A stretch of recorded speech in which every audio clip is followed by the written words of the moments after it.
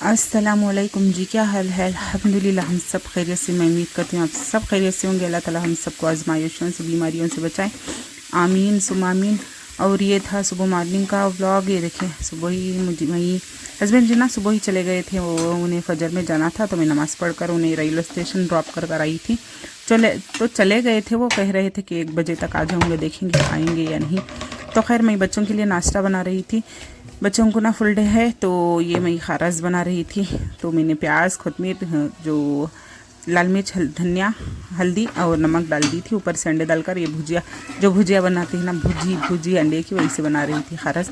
तो बच्चे नाश्ते में बच्चे खा लेंगे और लंच में भी हो जाएगा। तो ये पराठे बना रही थी। ये ना मरकिन का आटा आ गया था घर पर। ये देखिए बच्चे रेडी हो गए थे जाने के लिए।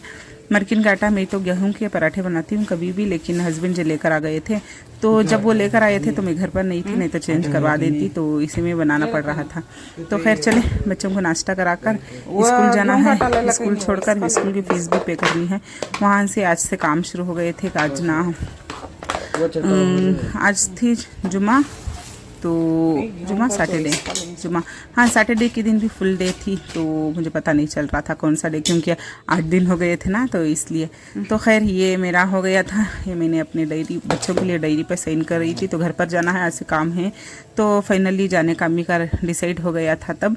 तो काम भी था। तो संडे के दिन दुआ भी थी, मतलब दुआ नहीं थी, पीर के दिन घर पर दुआ थी। तो खाने वगैरह का इंतज़ाम और दुआ थी। और संडे के दिन तो ट्रेनिंग होती है ना, जो उम्रा के लिए जा रहे होते हैं वो आदमियों के लिए जितना समझाना ट्रेनिंग होती है ना, वो संडे की दोपहर थी। तो मैं अभी से आपको दिखा दे रही थी, क्योंकि मैं थोड़ा बहुत ही रिकॉर्ड करी थी, तो बोलने का वक्त नहीं था, तो मैंने अभी से बता दिया था। तो चले, बच्चों को ये छोड़कर थोड़ा मार्केट जाना है मुझे। तो घर में खुद मेरी सब दोपहर शाम अम्मी का खा रहे थे, लेकिन नाश्ता बच्चों को बनाना था, इसलिए मेरा ऑलमोस्ट काम हो गया था।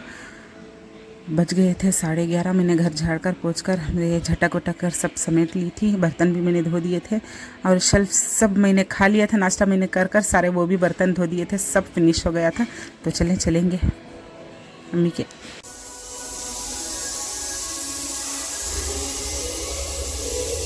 और ये सीधा शाम मिल रही थी, तो काम थे, तो मैंने कुछ भी रिकॉर्ड नहीं करी थी। अम्मी के घर पर बाहर के जो भी थे, ऑलमोस्ट हमें 10 दिन में, बीच में 10 दिन में सब तैयारी करनी थी। तो आज थोड़ी भागा दौड़ी हो गई थी। तो मैं आज लेट बनाती रही थी डिनर।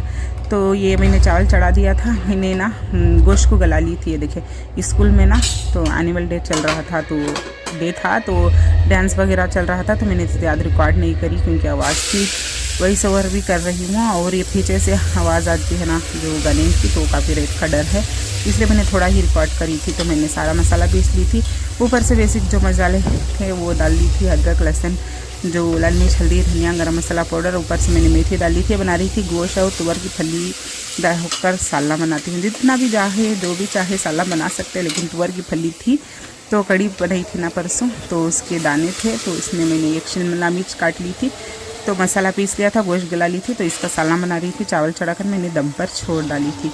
तो ये नमक डालकर इसे अच्छी तरह से भूनकर जब तक पेस्ट बना लेंगे खोपरा और टमाटर का, डालकर सीटी ले लेंगे। गोश्त गला हुआ है, तो 2-3 सीटी में मतलब सालन डन हो जाएगा। तो चले, ये देखें, नमक डालकर इसे भूनने के लिए देंगे। तो ये लास्ट सालन था घर में जो बनाई थी मैं 8 दिन के बाद थी, फिर दोबारा से बनाई थी। हाँ, नाश्ता वगैरह चल रहा था, क्योंकि बच्चों की स्कूल थी। बच्चों के ना मंडे से टेस्ट भी शुरू हो जाएंगे। यही दिक्कत है कि बच्चों के टेस्ट शुरू हो जाएंगे। इनके नानी उम्रा के लिए निकल रहे थे, लेकिन बच्चे घर पर नहीं रहेंगे, स्कूल ट्यूशन में इनका वक्त गुजरेगा। तो खैर क्या कर सकते हैं, अल्लाह की यही मर्ज़ी थी। तो चलें,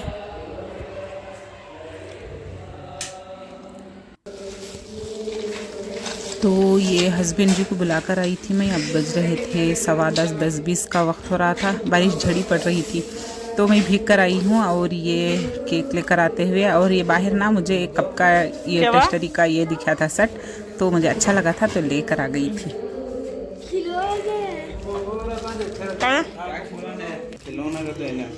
उठा लिया तो तो स्कूल में अभी आवाज़ें आ रही थी ना, अभी भी फंक्शन चल रहा था। तो ये खैर ये खाने के आइटम हम खा रहे थे और ये दस्तरखान बिछा रहा था आकिब। और ये देखिए मैं फाड़ कर दिखाती हूँ, इसमें ना 4 कप हैं, 4 डस्टबिन हैं। ये बहुत पहले था मेरे पास, लेकिन बच्चों ने खेलते वक्त खेले, क्या हुआ पता नहीं, फूट गया होगा, कांच के हैं, फूट ही गया होगा।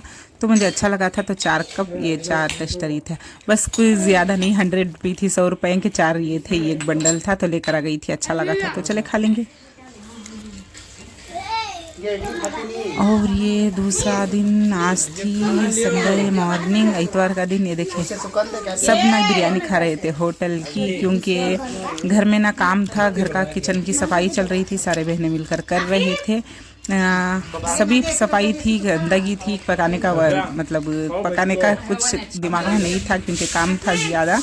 तो बर्तन वगैरह सब धोने थे, इसलिए सबने नाश्ता कर लिया होटल से मंगाकर, बिरयानी, इडलियाँ, चीले, उपीट। तो चले, अब ट्रेनिंग है अम्मी की, अम्मी के साथ चलेंगे दोपहर। कि ये फुल जब इन्हें जूते वो नहीं पहन सकते, ये सिर्फ चप्पल पहनना। और पाबंदी ये है कि हुदूद हरम के अंदर जितना मक्के का हुदूद है, जा रही शिकार करने, ये सारी चीजें हलाल, लेकिन आपका उम्र पूरा ना हो जाए, इन कंडीशनों के साथ आपको रहना है। और यह ट्रैवल से लेकर के उम्र खत्म होने तक जरा लॉन्ग टाइम रहता है। ये टाइम में रोज जाकर शरबत बनाकर रख दिया था, थको ही शरबत है, ठंडा दिख रहा है, उठा को पी लेना। तो हमें देखना, आप साथ चलते रहेंगे, जिद्दा पहुंचेंगे। जैसा बेंगलोर एयरपोर्ट के अंदर जितना प्रोसेस था, लगेज चेक इन था, उसके बाद इमिग्रेशन था, उसके बाद सिक्योरिटी चेक थी, उसके बाद एहराम बांधकर खाना वाना खाकर हम फ्लाइट पे चढ़े थे। यहाँ पे भी फ्लाइट से उतरेंगे, इमिग्रेशन काउंटर में क्यू में खड़ेंगे, फिर वहां से हम लगेज की बेल्ट पर आएंगे, लगेज लेकर के बस तक जाएंगे, फिर बस से एंट्री होगी, उसका एंट्री कराकर निकलेंगे। सारा प्रोसेस है, जिस तरह यहां से प्रोसेस था वहां से भी प्रोसेस है। उस सारे प्रोसेस को करते हुए हम फिर दोबारा मक्के को जाएंगे जिद्दा से। जिद्दा एयरपोर्ट से मक्का 1.5 घंटे का रास्ता है। फिर यहां से हम मक्के को निकलेंगे और इस रास्ते के अंदर जो भी नमाजें आए आपकी, उन नमाजों को आप वहां पे अदा करेंगे, इनफरादी अदा करेंगे। एयरपोर्ट में इज्तिमाई कोई शक्ल नहीं होती, तो इनफरादी अपनी नमाजें वहां पे अदा करें। और जिद्दा से बेंगलोर, सॉरी जिद्दा से हम मक्का पहुंचने तक ये जो 1.5 घंटे का रास्ता है, ये आप आराम कर लें। फिर इंशाअल्लाह हम तकरीबन वहां के ईशान के बाद, ईशा मुमकिन है ईशा हो जाए वहां के, क्योंकि अभी कोई तो जल्दी चल रहा है टाइम, मगरिब पौने 5 कुछ मगरिब हो जा रही है, तो ऐसा 7 कुछ ईशा हो जा रही है, तो हो सकता है हम जरा लेट जाए। अब जब जाएंगे, अब जाने के बाद हम अपने जितने लगेज हमारे बैग में था, वो सारे लगेज को हम बस से उतारेंगे, रिसेप्शन में जमा हो जाएंगे। मुझे होटल में चाबियां मिलेंगी, मैं चाबियां की तरतीब दे करके अपने रूम डिस्ट्रीब्यूट करूंगा। तो आप सबसे पहले जाकर के आप सेटल हो जाएंगे, आप सेटल हो जाएंगे। फिर उसके बाद खाना खाएंगे, फौरन खाली रूम में जाकर बैग रख डाले, जरा फ्रेश हो गए। आप वो जिस फ्लोर में हमारा खाना अरेंज है कि वो हमें सुनाती, वहां पे इंशाल्लाह खाना खाएंगे। खाने के बाद हम डिसाइड करेंगे उस वक्त कि हम कितने बजे उम्रे को निकल सकते हैं। समझे नहीं कि बोले तो देखो, जिस रात में निकलती उस रात में घर में मेहमान, उस रात में सो को नहीं रहते, सोए तो भी आधा बीदा। दूसरे दिन फजर पढ़ ले तो हमें फौरन यहाँ से बेंगलोर को निकलना सो, फिर वो दिन इटा में नहीं रहना। तुम्हारे साथ रहो। तो ये ऑलमोस्ट हो गए थे 5:30 से 5 बजे की ट्रेनिंग थी। तो अब ये हम मैया और अम्मी घर निकलते हुए।